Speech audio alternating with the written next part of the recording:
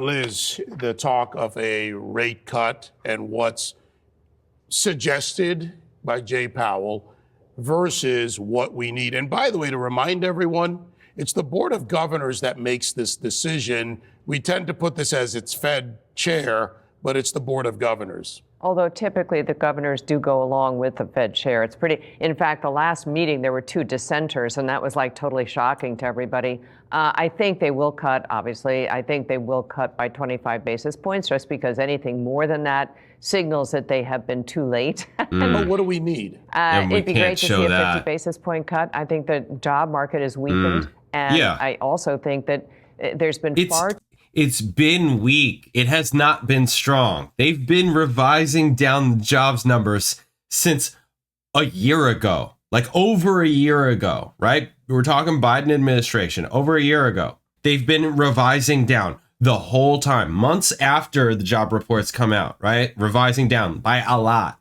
for a while. The jobs are not doing as well as they've been putting out, and constantly for over a year, we've been seeing all the layoffs, all these major company layoffs. I mean, if you're on Twitter or X, I'm interested in all that kind of stuff and like the finance stuff.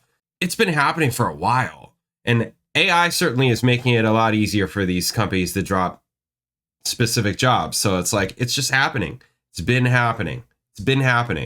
It's not as strong as people make it out to be. So she's saying it should be 50 basis points. It's not going to be because they want to save face. I think that's wrong, because it's like, okay, well, that's your best interest, but that's not our best interest. You know what I'm saying? It's like, that's not in the best interest of the people. That's in your best interest so that you don't look like you got pie on your face or whatever. That's wrong. That's ego, right? That's ego. That's wrong. Too little discussion about the housing market. Young families can't afford homes, and what you've had, because they had such a big there's ramp that up in but rates post-COVID, down and then up. Right. You have this sort of stultified real estate market where people don't want to give up low interest cost mortgages. Right. They don't want to move, so there's very little supply, and yet there's gigantic demand. So there's a lot more supply than there has been. Supply's going up, but that really hasn't happened this time. So the affordability is worse than it's ever been in our country's history. That's very tough on young families. We need lower mortgage rates for sure. And so far, we've seen, the talking point of, tariffs is the justification for not lowering interest rates. Does that pass the smell test? Well, no. I mean, I actually think Chris Waller's made a very strong case, as have others, that central banks around the world review tariffs or regard tariffs as a one-step increase in prices, not an ongoing inflationary push like the enormous amount of spending that we had under Joe Biden. When you throw trillions and trillions of dollars into an already heating up economy, right, you and then create just inflation, more too much demand and more and more. The tariffs. I said it in a previous video. I don't think that the tariff boogeyman has not been as big of a boogeyman as I think that it's been made out to be in the media. That's how it appears to me. They're saying it's going to cause even more inflation. Here's what I know. Gas prices are basically the same as what they were last year. And I can only speak to me and locally what's happening, right, for me. Gas prices are basically the same.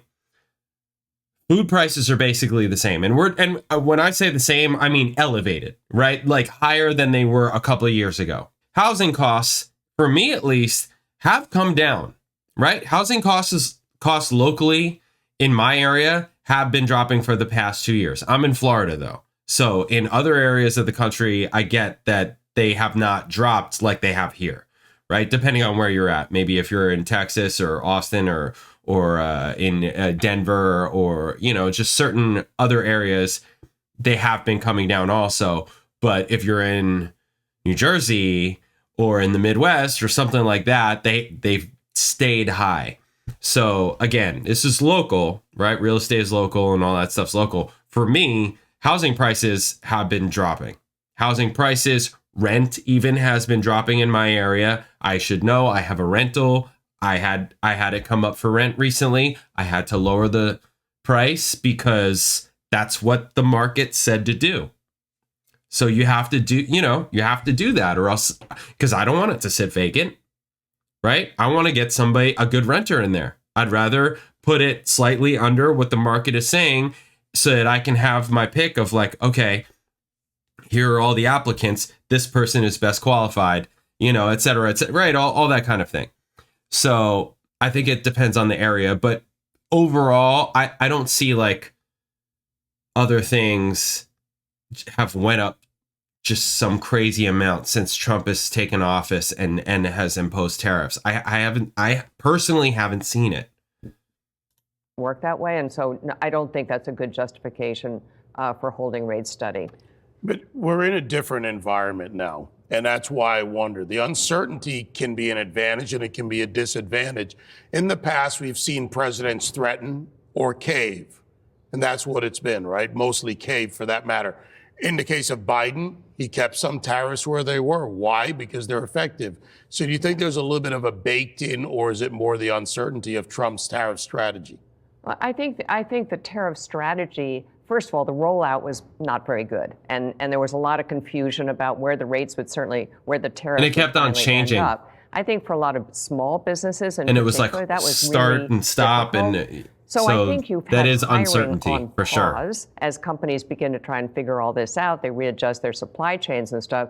I think there's a good chance. I am actually very bullish about this foreign investment coming into the country, people resourcing manufacturing to the United States. I think that will all play out. As Scott Bessent, Treasury Secretary, has said, between now and the end of the year, I think we'll see a resurgence in hiring. It's just that right now the market's weak, and I think the people. We'll see. You've seen a lot of surveys showing people are becoming increasingly uncomfortable with the employment situation. Yeah. Let's give those people a boost. Let's restore the confidence. And also small business confidence so they begin to hire again. And hopefully that happens. We want to move on to this as well. Yeah, we'll see. New York Governor Kathy Hochul caving, officially endorsing Zohran Mamdani for mayor, writing in an op-ed for the New York Times this. In the past few months, I've had frank conversations with him. We've had our disagreements. But in our conversations, I heard a leader who shares my commitment to a New York where children can grow up safe in their neighborhoods and where opportunity is within reach for every family. Liz, she also says that they discuss combating anti-Semitism. This is a guy with so Okay. Hold off. That's a different video. You kind of sort of knew that was going to happen because he's just as long as and I don't know New York politics like that. I mean, everybody this has been in the news like everywhere, so it's hard not to see it and know it.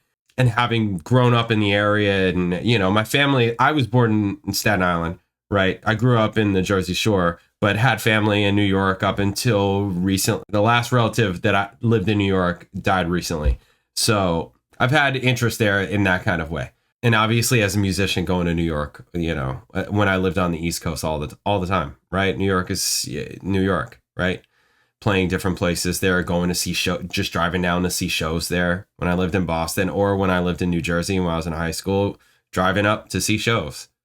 Awesome, right? No place like it. But what's going on? What's going on? Anyways, back to why I'm actually watching this video is the interest rates and the economy stuff. I mean, they're saying three cuts by the end of this year. So if they do 3/4 point cuts, I think that's not bad.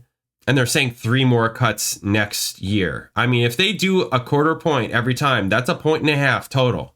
That's not terrible. That's really not, they don't need to be crazy aggressive. I mean, I guess the argument is, hey, these job numbers are coming out and they keep on getting revised down, and the jobs market is not as strong as we think it is, which I would agree. Let's kind of kickstart with 0.5 point. I mean, I think that makes sense, but whether or not they do it, or they probably won't do it. They're probably going to be cautious, do 1/4 point, save face, as this lady is saying.